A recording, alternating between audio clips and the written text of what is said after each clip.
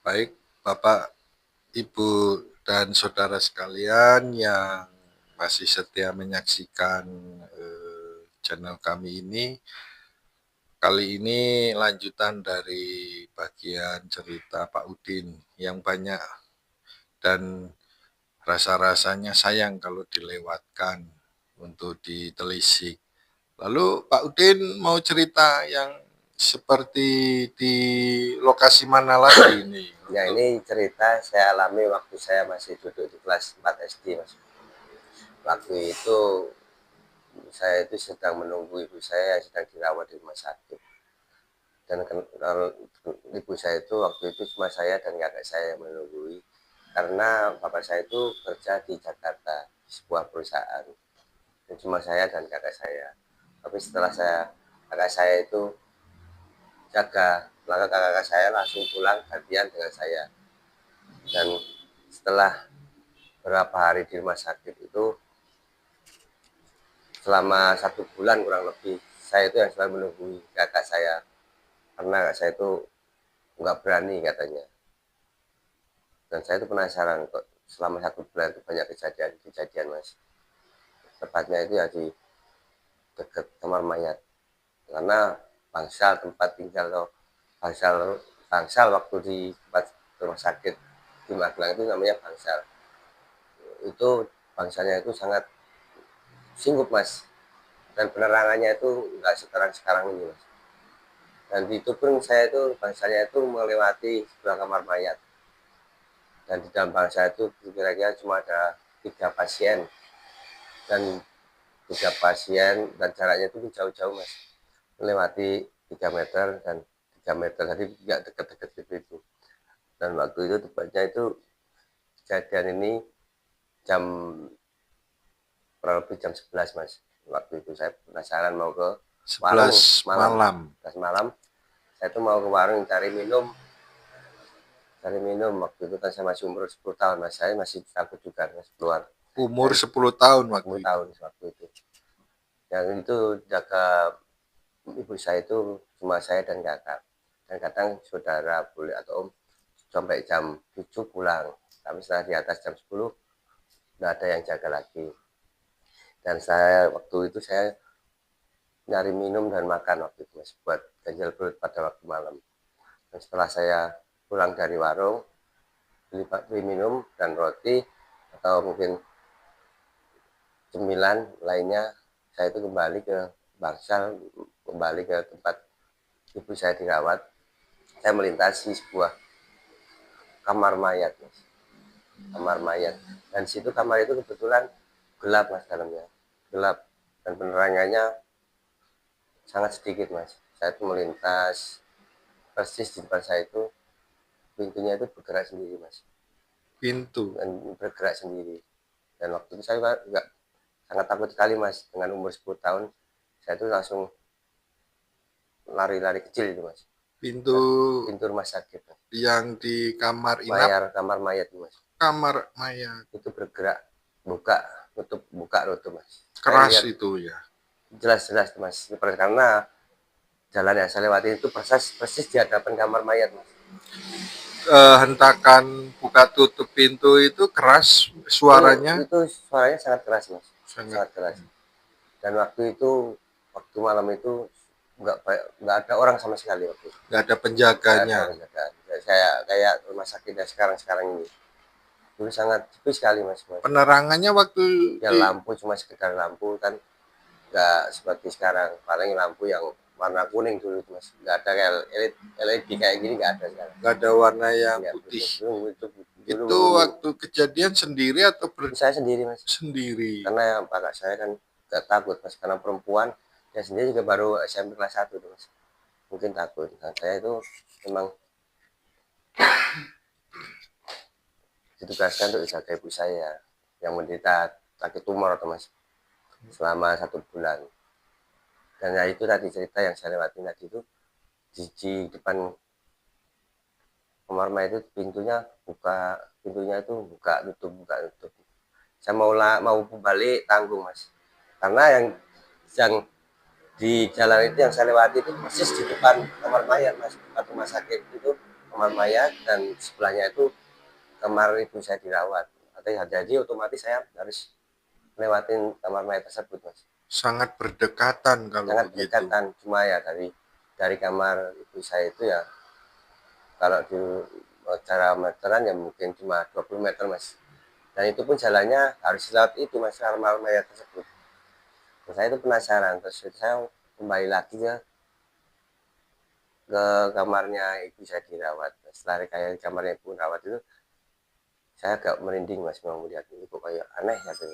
Tapi setelah saya pikirlah nggak usah lah, saya karena nunggu ibu saya dirawat aja. Dan setelah berapa menit kemudian saya tuh merasa kebelet pipis, Mas, kebelet kencing, dan saya mau ke kamar mandi. Dan di kamar mandi itu pun penerangannya waktu itu juga nggak saya sekarang, Mas, agak sedikit redup, Mas. Dan di kamar mandi itu sangat sepi sekali, Mas, maksudnya tidak ada orang yang masuk keluar masuk itu, Mas. Dan saya penasaran kamar mandinya, saya cari-cari, ternyata kok kamar mandinya di pojok, tempatnya kok kayak singgup, saya merasakan gitu, Mas. Saya penasaran. Setelahnya itu benar, setelah saya mau berniat untuk kencing, saya itu diperlihatkan sosok seperti mbak-mbak, Mas, tapi dia itu cuma membelakangi saya, mbak-mbak, tapi begitu saya lihat babanya sudah nggak ada, Mas. Jadi sekitar baru hitungan detik, Mas. Bentuk dari baju atau Dia itu pakai rambut seperti kayak jubah gitu, Mas, putih, rambutnya panjang. Dia itu pun membelakangi saya, Mas. putihnya itu kotor atau bersih Ya untuk kalau dari jarak saya pandang sekitar mau ke kamar mandi itu sekitar 20 meteran, ya putihnya bersih atau tidaknya nggak tahu jelas, tapi mungkin jelas putihnya kelihatan, putih dan rambut panjang. Karena cuma penerangannya kan, maaf ya pemirsa penerangannya ini nggak terlalu terang, Mas, waktu itu. Karena biasanya di kamar mandi itu lampu yang dinyalakan ya kecil-kecil, Mas. Waktu itu tahun 90-an tuh, Mas. Jadi kayak teknologinya nggak seperti sekarang ini, Mas. Lampu-lampu nggak seperti sekarang ini. kalau dilihat apakah wajahnya tampak? Dari wajah kita nggak bisa melihat jelas, Mas, karena posisi itu mukanya, wajahnya itu tertutup rambut, Mas. Dan dia itu sedikit sedikit nunduk dan rambutnya itu menutupi wajah, Mas. Tapi dari segi fisik memang saya melihat jelas itu seperti mbak-mbak pakai jubah putih seperti itu, Mas. Kalau itu dilihat siapa aja? Itu waktu malam itu saya cuma sendiri, Mas. Sendiri. Dan pengunjung atau pasien yang sebelah-sebelah itu sudah tidur, Mas. Karena waktu kejadian itu di atas jam 12, Mas, jam setengah satu lah. Kalau lokasi di posisi di dekat kamar mandi itu atau di di mana? dekat kamar mandi, Mas. Dekat kamar mandi. Jadi bukan di dalam kamar mandi. Belum, nggak di dalam, itu kan kamar mandi, ada kamar dan ada tempat untuk pipis-pipis tadi sebelahan, Mas. Jadi untuk melatih pipis saya ini di pojokan ada kamar mandi, kalau tidak salah 3, Mas, waktu itu 3. Dan saya mau melewati itu, dia di pojokan nunduk seperti ini, Mas. Nunduk dan memperlihatkan wajah. Lalu tindakan atau apa reaksi Pak Kus setelah melihat itu? Ya setelah melihat itu otomatis saya langsung lari, Mas. Lari Lari. kembali lagi ke kamar ibu saya dirawat, karena ya takut, Mas, melihat itu seperti itu. Malam-malam berikutnya ada gangguan atau hal yang ditampaki apa? Ya kalau malam-malam berikutnya itu cuma saya itu penasaran dengan yang kemarinnya itu, Mas, kok masih ada seperti itu, waktu hantu dan kamar mayat itu pintunya buka sendiri. Jadi setelah kejadian yang saya lihatkan sosok kuntil anak lah istilahnya itu, saya itu dilihatkan sosok pocongan, Mas. Pocongan itu tepatnya, tapi dia itu cuma di kamar mandi, tapi terlihat setengah badan, Mas. Setengah badan. Dan itu dia melihatkan turun naik gitu mas. Itu posisinya tepat di belakang ibu saya mas, di belakang kamar ibu saya dirawat. Jadi Saya kira itu orang atau apa mas waktu itu, karena waktu itu kan rumah sakit sekat-sekatnya nggak kebuka, tutup full karena separuh mas. Jadi untuk orang nongok gini bisa mas. itu jam berapa? Itu malam juga mas.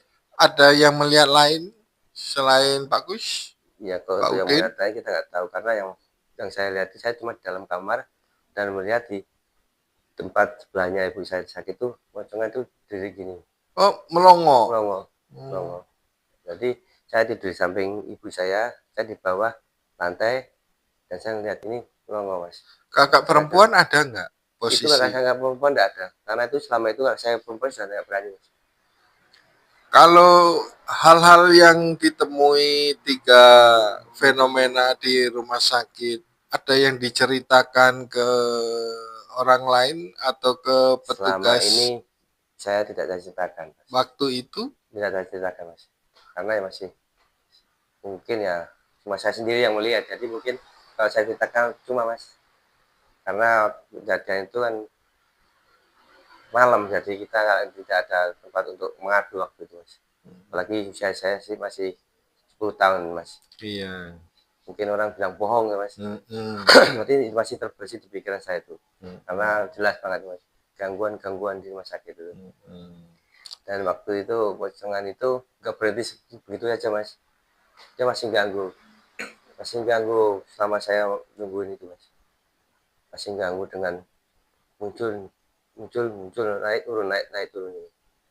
Saya penasaran tapi saya takut mas, gitu mas. Saya pakai selimut, saya tutupin muka saya mas, dan itu suaranya kikik, suaranya itu titit, dan itu mas baunya amis mas, Itu yang kunti atau yang pocong? pocongan Pocong. itu amis mas, itu sehat amis mas, bau anyir amis, dan kayak ikan, dalaman ikan gitu mas, itu jelas baunya seperti itu mas. Kamar baunya itu mukanya ngeri mas, pocongan itu mas, mukanya itu serem banget. Itu saya lihat jelas tuh, karena itu sudah ada penerangan yang nerangi sekali mas, penerangan, dan dia pas di tempat depannya itu lampu, jadi saya lihat jelas mas, mukanya itu ngeri mas, itu mukanya itu hitam, hitam itu mas, mukanya hitam jelas banget. Sampai mengganggu secara fisik nggak? Ya waktu itu sangat mengganggu secara fisik mas, karena waktu itu benar-benar takut mau lari, nggak takut ibu saya nggak ada yang menunggu di rumah sakit, dan terpaksa saya kuat-kuatin mas. Posisi ibu sedang tidur atau Ibu saya itu tidur mas, karena ibu saya itu memang dengan fisik yang sakit seperti itu banyak kan tidur mas, karena kondisinya sangat waktu itu sangat kritis mas. Saya selama 1 bulan, karena operasinya itu operasi yang kedua tuh mas, ibu saya itu, karena yang pertama itu bocor ususnya mas, sambungan dari potongan tumor itu bocor, dan itu ya, waktu itu yang saya tunggu itu yang kedua mas. Ibu saya itu kondisinya sangat kritis, dan selama 1 bulan itu ibu saya memang sangat kritis. Ibu saya tanpa bisa bergerak, cuma oleh ngomong, dan waktu malam itu ibu saya tidur mas, tidur. Dan saya itu kalau malam cuma bilangnya ke suster mas, susternya pun kalau jatah umur jam tertentu yang bangun mas, kadang cuma keliling tanyakan gimana, lihat impusnya ganti impus atau masang apa, kadang seperti itu. lalu susternya sendiri pernah menanyakan atau bercerita karena sempat mengalami itu tidak? Enggak mas, susternya sendiri mungkin belum pernah dilihatkan sosok-sosok seperti itu mas, mungkin. Susternya masih usia muda atau Muda itu mas, itu muda? muda usia, ya umur betul waktu itu mungkin 20-an, antara 20-25 lah mas. Iya, Itu kan suster jaga ganti mas, betul. berjaga ganti selama pergantian itu 24 jam, nanti besok masuk malam, paginya ganti, susternya seperti itu di rumah sakit mas. Oke.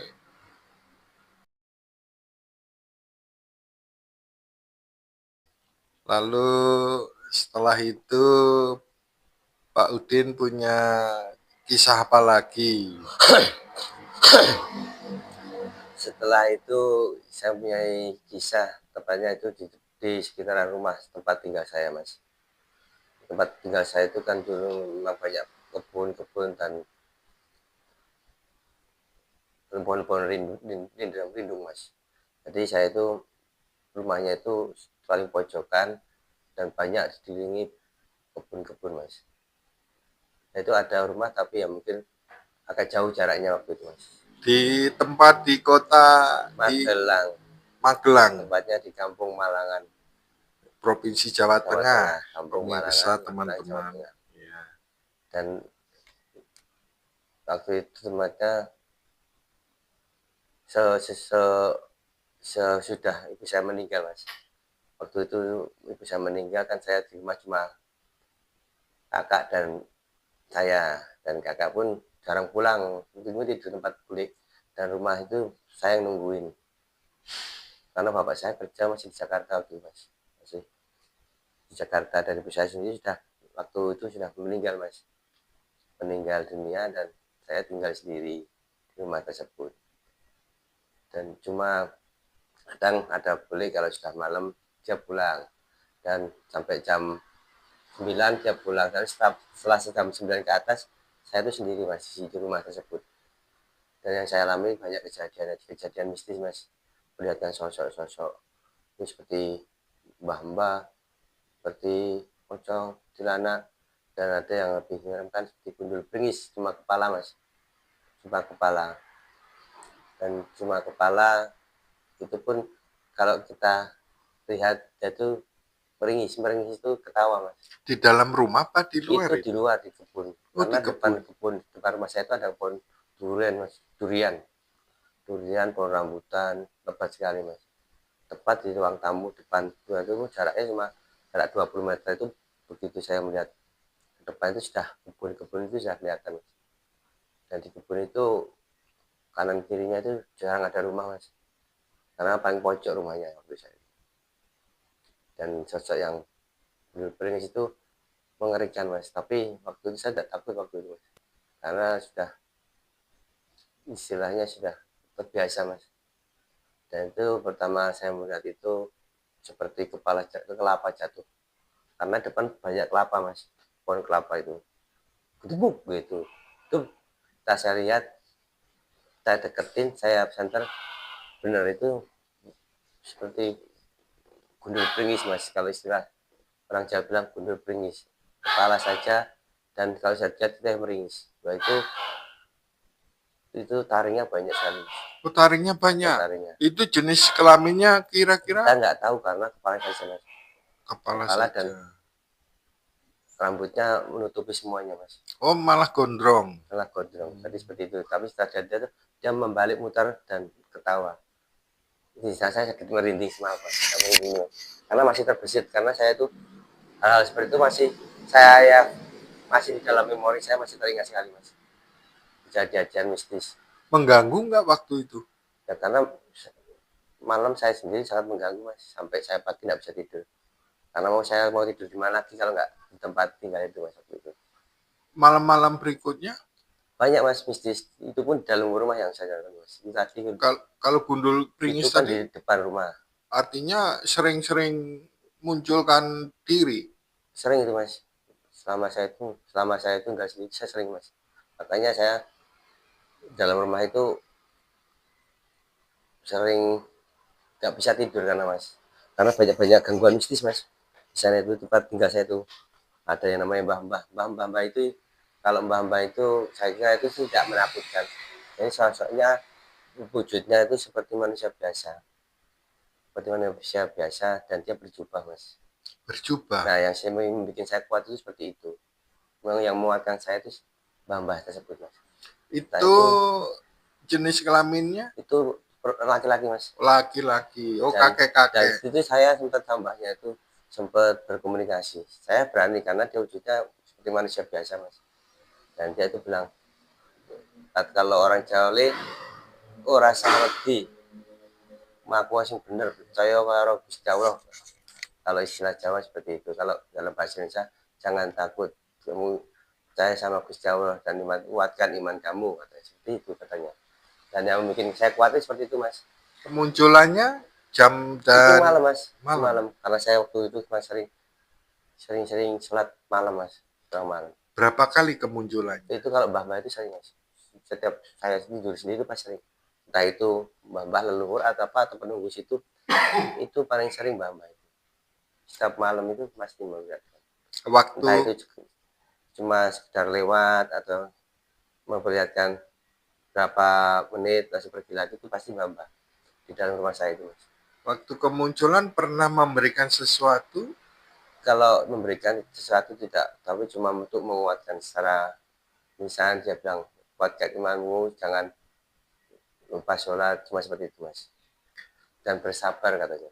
Itu sampai usia kelas berapa itu, Pak? Itu kalau di rumah tersebut saya nggak lama, Mas.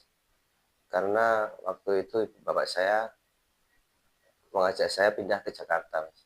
Sekolah di Jakarta. Karena saya sendiri, Mas. Dan Kakak perempuan?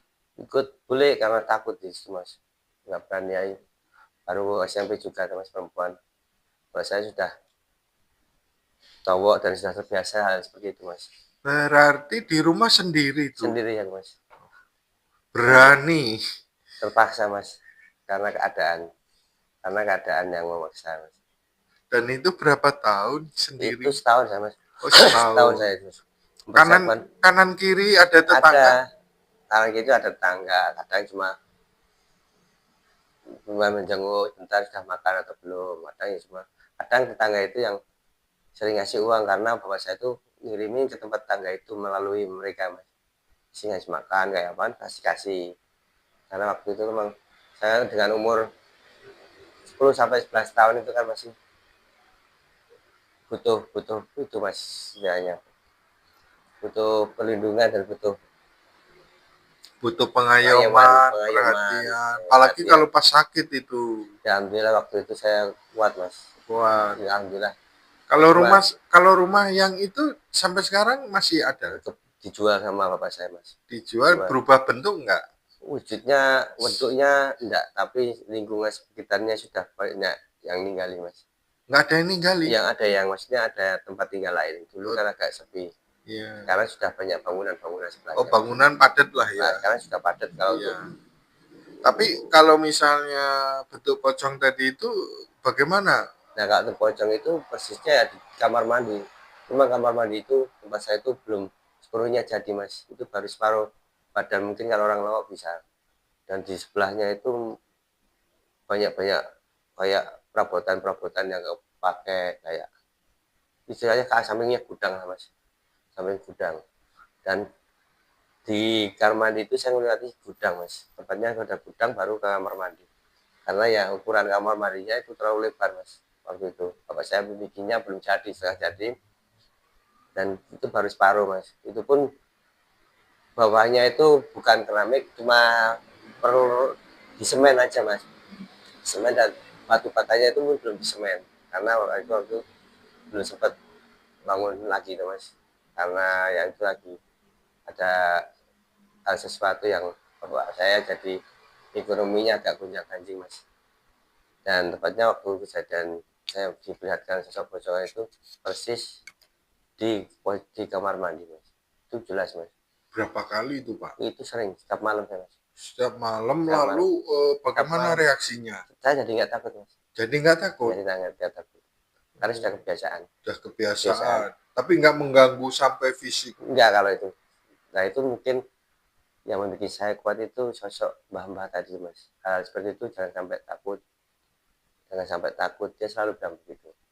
Sampai sosok apapun berarti saya nggak takut. Bahkan saya pernah sengaja tak lihat gini, pocongan keluar nih, saya longgar lagi, saya keluar lagi. Sampai dia pergi sendiri, Mas. Dan pocongan itu kalau pergi dia bisa melompat, Mas. Lompat, terbang. Melompat dan terbang. Karena kan waktu terbang itu kan atasnya kan saya belum jadi. Jadi separuh atasnya belum jadi kayak model bangunan-bangunan bedeng itu, Mas. Atasnya belum dipasang. Kalau saya pikirnya seperti itu.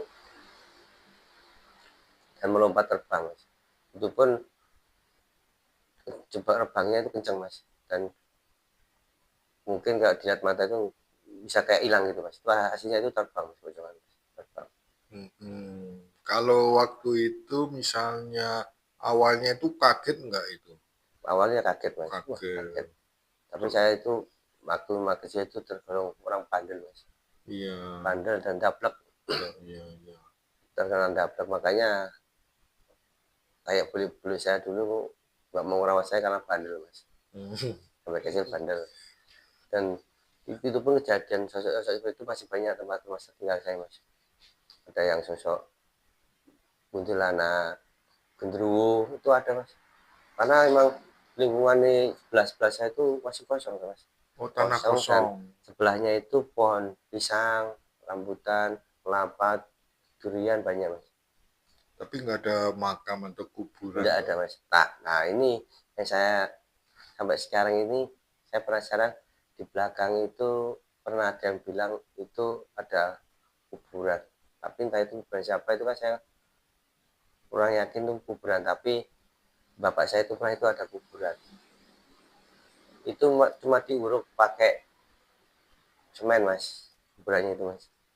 Nah itu Oh, yang saya bikin rumah ini ada apanya kok sampai sosok-sosok banyak terlihat di rumah saya seperti itu kenapa bisa di semen saja tanpa ya. Karena saya itu bukannya ingin takut, cuma untuk menghilangkan mas. Kalau itu ada kuburan, nah itu kata kuburan bayi, sebelum tempat itu dibeli sama bapak saya itu ada kuburan bayi katanya, kata pembeli pertamanya mas.